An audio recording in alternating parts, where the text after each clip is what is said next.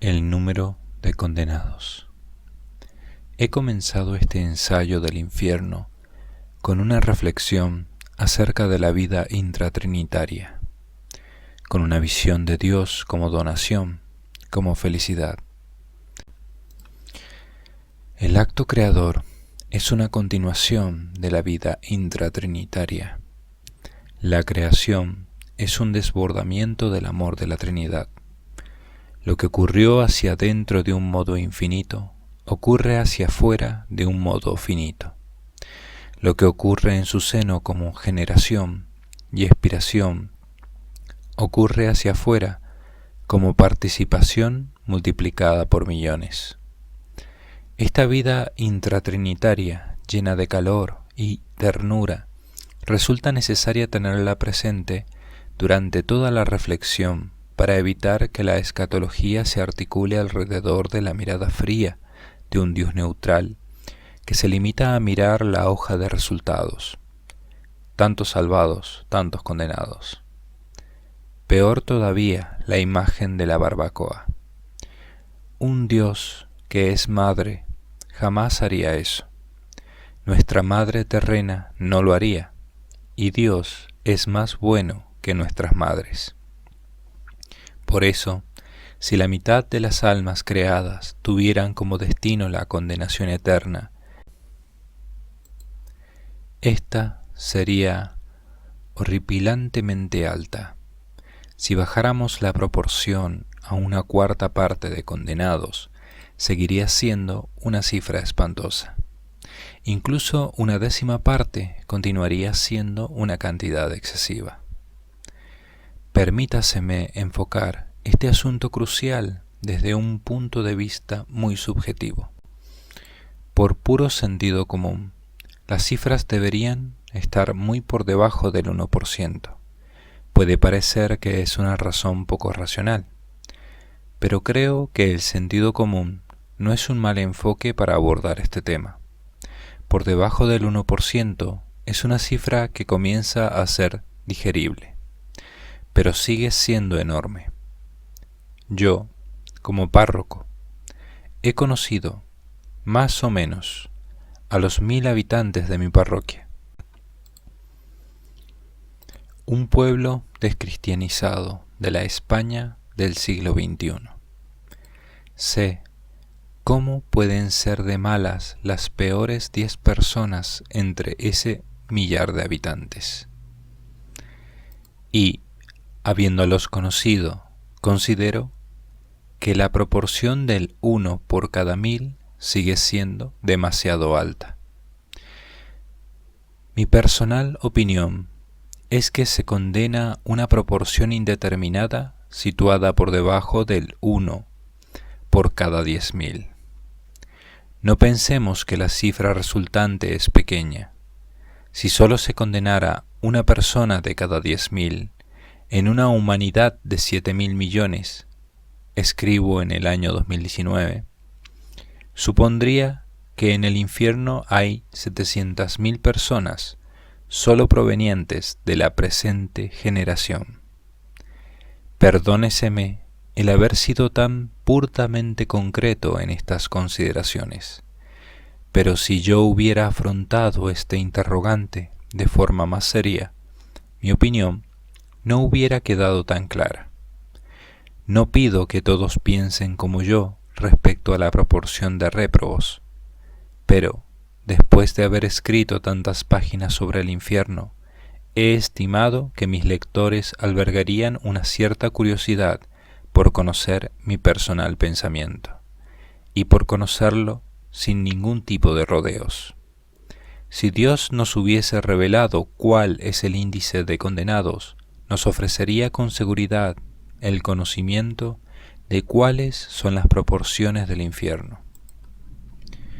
No cabe duda de que en las Escrituras Dios ha ocultado a propósito esa proporción de condenados.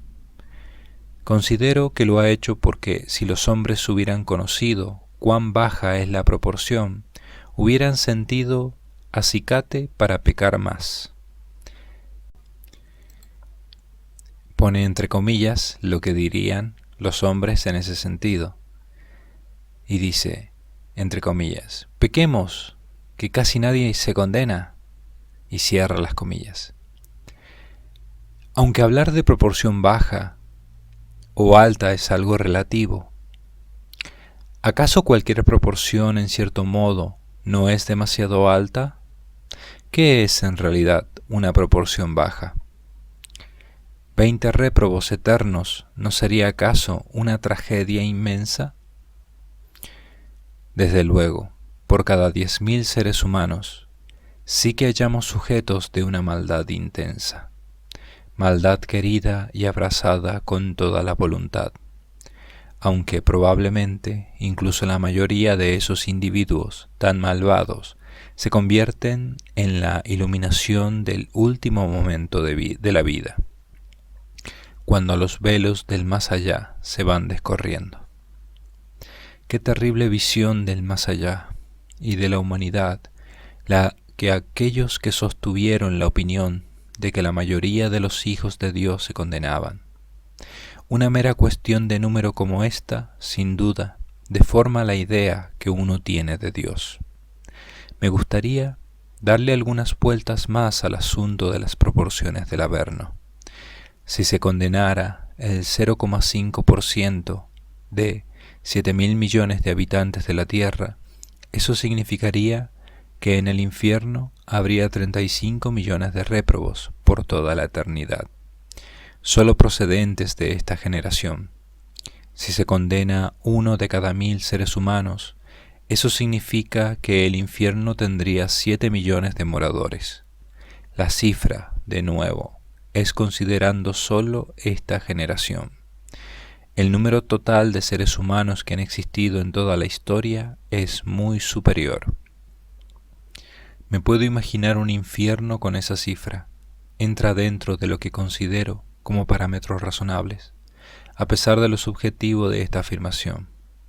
Pero también me puedo imaginar un infierno con 5.000 condenados o incluso con la mitad. Un infierno que va de los 3 millones a los 2.000 condenados me parece razonable. Cierto que también es posible un infierno reducido a un pequeño grupo de irreductibles, 20 o 50. Pero un averno tan minúsculo significaría la conversión general de personas cuya maldad es difícil de creer. Por lo que vemos en la tierra, siento en mi interior que es muy improbable un tártaro así de reducido. Sé que es una toma de posición muy subjetiva, pero he querido compartir lo que siento en mi interior. Las Escrituras sí que dan cifras de ángeles, miríadas de miríadas, pero nunca de demonios.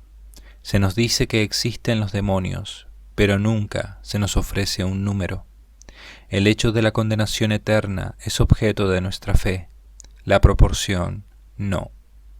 El infierno es objeto de nuestra fe, sus dimensiones no. El infierno sí, el cómo tampoco, salvo unas pequeñas pero certeras pinceladas: fuego, azufre, gusano que nunca muere. Esas pinceladas sí que nos ofrecen luz acerca del cómo. Poner esos versículos juntos, unos al lado de los otros, y reflexionar sobre ellos es algo a lo que nos invita el texto bíblico mismo. Este ensayo es fruto de esa incitación de las Escrituras. El texto escrito por la mano de Dios es una puerta que nos invita a pasar adentro con humildad. La invitación es para todos: pasar adentro del averno bíblico para evitar pasar adentro del tártaro real. Recorrer el infierno de las Escrituras para no tener que vagar una eternidad dentro del perímetro del Hades. Únicamente Dios sabe la cifra de condenados. Es una cifra concreta que se completará un día. A través de las tenebrosas puertas de las que no hay retorno, no entrará ni un alma más ni una menos. Ni una menos, porque la sabiduría divina conoce ese triste número de los que no están inscritos en el libro de la vida. Dios no predeterminó a nadie a ese lugar, pero conoce el número. Él sabe el número no de los que pueden traspasar el umbral de esos portones de tiniebla, sino que sabe el número exacto de los que lo harán. Hasta el último momento serán libres, pero el Altísimo ya sabe qué nombres no están inscritos en ese libro. Aunque cualquier teólogo teórico podría haber descubierto en sus cavilaciones la posibilidad de un estado permanente de impenitencia, eso hubiera sido algo hipotético.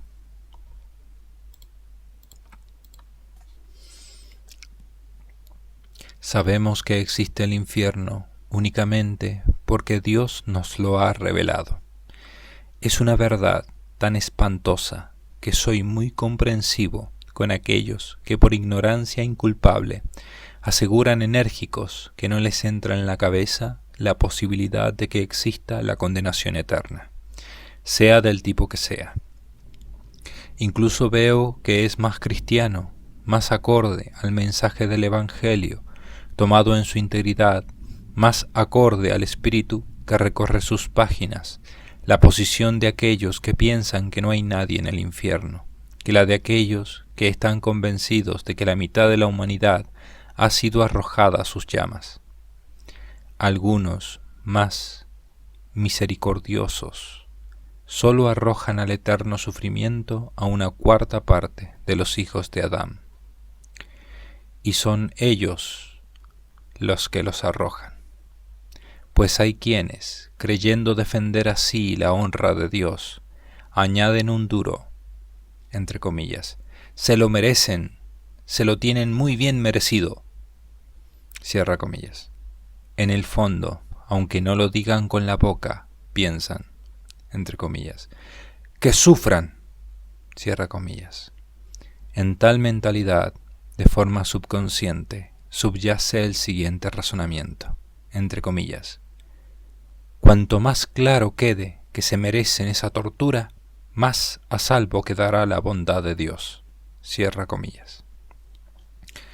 Mejor pensar que el infierno está vacío que esta insensibilidad hacia el destino de millones de seres humanos. Detrás de esto hay una forma de pensar completamente anterior a la revelación de la buena nueva. Es una forma de pensar previa a la parábola del hijo pródigo. En mis discusiones con algunos, siempre hay quien menciona que tal santa o tal místico vio caer continuamente las almas en el infierno como las hojas de un bosque. No dudo que los místicos recibieran este tipo de visiones, pero son imágenes materiales de lo invisible, visiones que son como una predicación. Tampoco en la realidad hay unas vírgenes con unas lámparas materiales, ni el aceite es físico, ni el gusano que nunca muere es un animal tangible. Así que las visiones de los santos son respetables y provechosas en el campo de la conversión personal, pero no descorren el velo de este misterio acerca de la proporción de condenados. Sí que resulta notable que, cuando se revela la realidad del infierno en el Apocalipsis, hay una voluntad de no desvelar nada, absolutamente nada, acerca del número de condenados. Del modo más velado posible se nos dice que los condenados arrojados a ese fuego son 3. Y cita: y el diablo, que los había engañado, fue arrojado en el lago de fuego y azufre, donde la bestia y el falso profeta estaban, y serán atormentados día y noche por edades de las edades. Apocalipsis 20, versículo 10, fin de la cita. Ahora bien, no es voluntad de la Escritura afirmar que solo hay 3 condenados en el infierno. Primero de todo, por orden de evidencia, porque la bestia no es una persona, es una sociedad. Sobre este tema se puede consultar mi obra la grande y fuerte Babilonia, donde realizo una detallada exégesis de esta figura de la bestia, figura cuya interpretación está desvelada por Dios mismo en el profeta Daniel al dar la interpretación de las 4 bestias. Luego, sin ninguna duda, San Juan, al afirmar que la bestia es arrojada al fuego eterno, se está refiriendo a una sociedad. En ese caso de Apocalipsis 20, por bestia, en griego serión, bestia salvaje, debemos entender la sociedad de los que se aferraron hasta el final a los postulados de guerra, odio y esfuerzo por causar sufrimiento que tuvo la bestia sobre la tierra. En ese sentido, la bestia es la antítesis de la Iglesia. El cuerpo de la bestia forma una unidad con los individuos que la conforman, del mismo modo que la Iglesia forma una unidad en su cuerpo místico. En la palabra bestia se ofrecería una contraposición entre la Iglesia y la anti-Iglesia, entre el corpus reproborum y el corpus mysticum. En ese versículo no se da una lista de condenados, sino que de una sola vez se nos dice que en el juicio final serán separados de los buenos aquellos que han permanecido pertinaces en unirse a esa sociedad de réprobos. Cualquier lista sería incompleta. La palabra serión, bestia salvaje, los engloba a todos. Es ese serión el que es arrojado al fuego eterno, que no hay voluntad de dar una lista completa. Se observa en que no aparece el nombre de Judas Iscariote. Y de esta misma manera hay que entender también la palabra diablo en ese versículo de Apocalipsis 20, versículo 10. Por él se entiende, él y todos los demonios de los que es cabeza. Ese versículo no menciona listas de nombres, sino que afirma que 2 sociedades enteras son arrojadas a ese lago, el corpus reproborum y el corpus diaboli, 2 cuerpos místicos, 2 sociedades, los que componen el cuerpo del dragón y los que componen el cuerpo de la bestia. El otro, que también es arrojado al lago de fuego, es el falso profeta. ¿Por qué esta figura del falso profeta tiene tanta importancia como para ser mencionada en un versículo tan trascendental? ¿Y quién es ese falso profeta? Mi opinión es que el anticristo, además de ejercer de cúspide del poder civil, ejerce como falso profeta. Es decir, el anticristo y el falso profeta son la misma persona. No descarto de forma absoluta que sean 2 personas, porque el texto no lo afirma expresamente, pero todo apunta a que es el mismo individuo. Cuando se afirma que se condenó el falso profeta, eso admite 2 lecturas: que solo se condenó él, o que se menciona su persona como si fuera simbólicamente la cabeza de todos los falsos profetas de la historia. Considero que a su figura hay que aplicar los mismos criterios que a las 2 anteriores.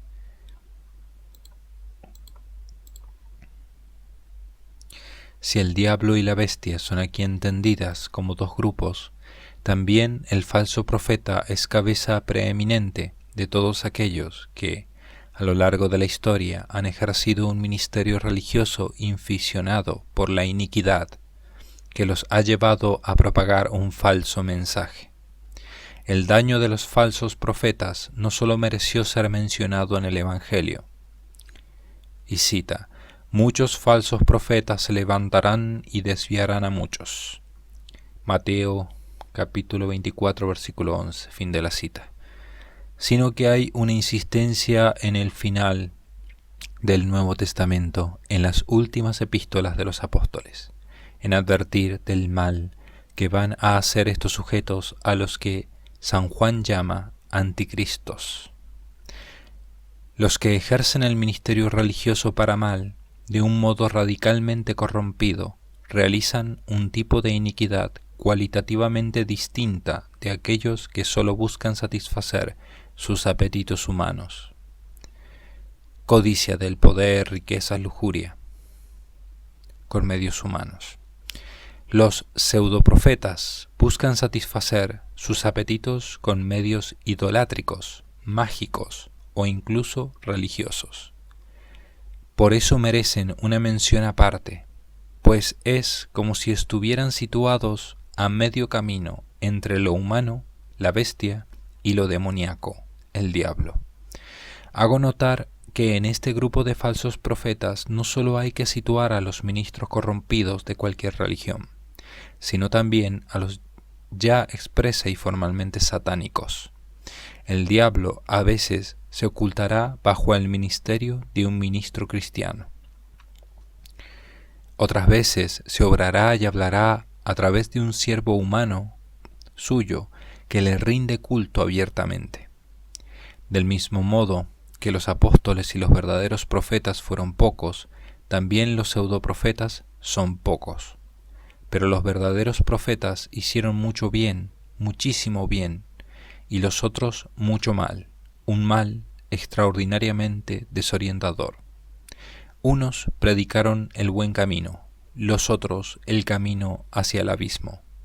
Eso es muy distinto del mero afán de las riquezas, del poder o de la satisfacción de los apetitos. Por eso son mencionados, no por su número, sino porque cualitativamente merecen una mención expresa por su influencia. Judas Iscariote estaría situado en este grupo. Como se ve en esas tres figuras, el diablo, la bestia y el falso profeta, se revelan tres grupos de individuos.